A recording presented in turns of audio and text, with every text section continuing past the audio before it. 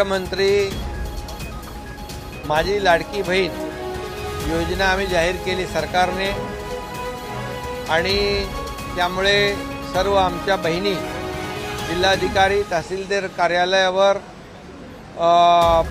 आपल्या या योजनेमध्ये सामील होण्यासाठी योजनेचा लाभ घेण्यासाठी जी गर्दी झालेली आहे आणि आमच्या भगिनींना वाटतं की 15 दिवसामध्ये आम्ही जर ते निकष आणि पात्रता पूर्ण केली नाही, आम्ही नोंद केली नाही तर आम्हाला लाभ मिळणार नाही असा जो काही गैरसमज पसरलेला आहे महाराष्ट्रातल्या आमच्या बहिणींच्या मनामध्ये, तो आज आम्ही बैठकी घेऊन दूर केलेला आहे।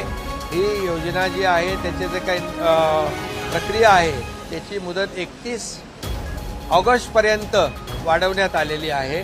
31 ऑगस्टपर्यंत सगळे जी काय प्रक्रिया आहे ती महिला भगिनींनी पूर्ण करायची आहे आणि त्यांना लाभ जो आहे मी ऑगस्टमध्ये जरी हा फॉर्म भरला किंवा पात्रता सिद्ध झाली तरी त्यांना जुलैचा 1 जुलैपासून पैसे मिळणार आहेत। 1 जुलै मग ऑगस्टमध्ये झालं तर जुलै आणि ऑगस्टचे 2 महिन्याचे पैसे मिळतील आणि जी काही गर्दी झाली आहे जे निकष जे आहेत ते देखील आम्ही सुलभ केलेले आहेत, सुटसुटीत केलेले आहेत। त्याच्यामध्ये जन्माचा दाखला असेल, त्यांच्याकडे जे काही डोमिसाईल आपण मागतो अधिवास त्याच्या बरोबर त्याच्याऐवजी समजा जन्माचा दाखला असेल, शाळेचा दाखला असेल 15 वर्षापूर्वीचा, रेशन कार्ड पिवळा आणि केसरी 15 वर्षापूर्वीचा असेल किंवा वोटर लिस्टमध्ये त्यांचं नाव असेल तर त्यांना याच्यामध्ये पात्र धरलं जाईल।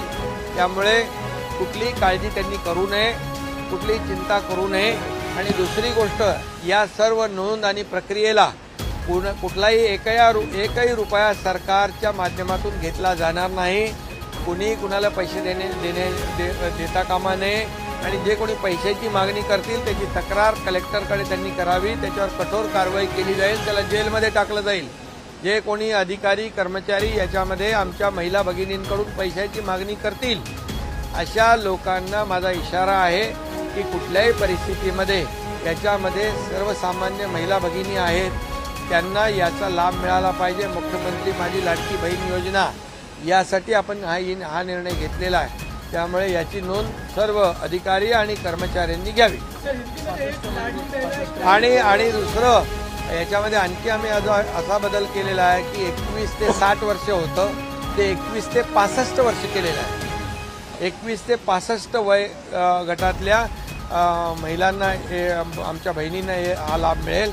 त्याचबरोबर जमिनीची अट जी होती 5 एकरची ती पण आम्ही काढून टाकलेली आहे, अगदी सुटसुटीत केलेलं आहे आणि त्यामध्ये आपल्या सर्व अधिकारी जिल्हाधिकारी आणि तहसीलदार प्रांत यांना माझ्या सूचना आहेत की या सर्व योजनेचा लाभ जो आहे या महिला भगिनींपर्यंत पोहोचला पाहिजे, ही सरकारची भूमिका आहे आणि म्हणून याची जी प्रक्रिया आहे प्रक्रिया सुलभ होण्यासाठी त्यांना महिलांना आमच्या भगिनींना संपूर्णपणे मार्गदर्शन करण्याचं काम प्रशासनाने करावं।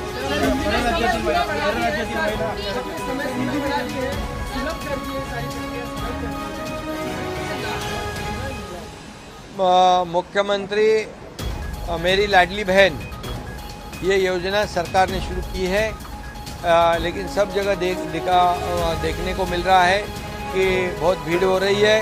वो हमारे बहनों को लग रहा है कि 15 जुलाई तक ही इसका अंतिम डेट है, लेकिन मैं ये स्पष्ट करना चाहता हूँ कि आज हमारी बैठक हुई है, हमारे दोनों उप मुख्यमंत्री और महिला बाल कल्याण मंत्री और बाकी सभी अधिकारी थे और ऐसा निर्णय हुआ है कि जो 21 से 60 साल का जो लिमिट था वो 21 से 65 साल तक किया गया है। और दूसरी बात जो मुदत थी 15 दिन की उसको बढ़ाकर 31 अगस्त तक किया है। अगस्त में भी जो भी हमारी बहन फॉर्म भरेगी उसको जुलाई के भी पैसे मिलेंगे, क्योंकि ये स्कीम जो योजना है 1 जुलाई से शुरू होती है तो उसके दोनों महीने के पैसे मिलेंगे। और इसीलिए इसमें जो डोमिसाइल सर्टिफिकेट का जो कंडीशन था उसको भी हमने थोड़ा रिलैक्स किया है, शिथिल किया है। स्कूल सर्टिफिकेट जो है, लिविंग सर्टिफिकेट, जन्म का दाखला और वोटर लिस्ट में 15 साल पहले का नाम और येलो और केसरी रेशन कार्ड, जिसके बाद चुना होगा 15 साल का, उसको उसमें पात्र वो हमारी बहन होगी। और इसलिए बहुत ही सुलभ इसमें हमने सुलभता लाने का निर्णय लिया है।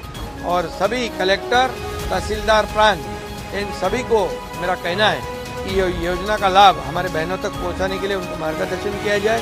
इसमें कोई भी सरकारी अधिकारी, कर्मचारी कोई भी पैसे की अपेक्षा ना करे। इसमें कोई अगर करे तो उसके ऊपर कड़ी कार्रवाई की जाएगी। और मेरे बहनों को भी मेरा कहना है कि कोई भी पैसे का मांग करे तो सीधा उसकी तक्रार कलेक्टर के पास। अंबादास दानवे यांनी वरच्या सभागृहामध्ये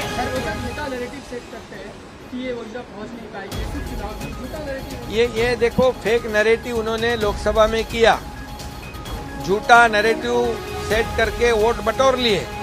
अभी ये बार बार नहीं होता है और हमारी सरकार ने आज तक जो बोला है वो पूरा किया है।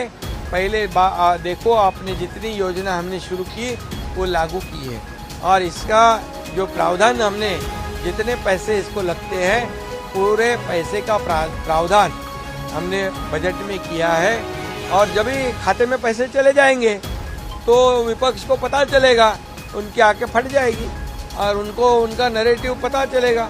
और इसलिए हमारी सरकार ने जो निर्णय लिया है वो पूरी तरह महिलाओं के लिए, युवाओं के लिए, गैस सिलेंडर का भी जो है उसका भी है और किसानों के लिए भी, और जिनकी जो हमारी लड़कियां जो है वो पढ़ाई करती है, हायर एजुकेशन, उनके लिए भी और युवाओं के लिए भी ये सरकार ने निर्णय लिया है। पूरी तरह इसका पूरा बजट प्रावधान किया है।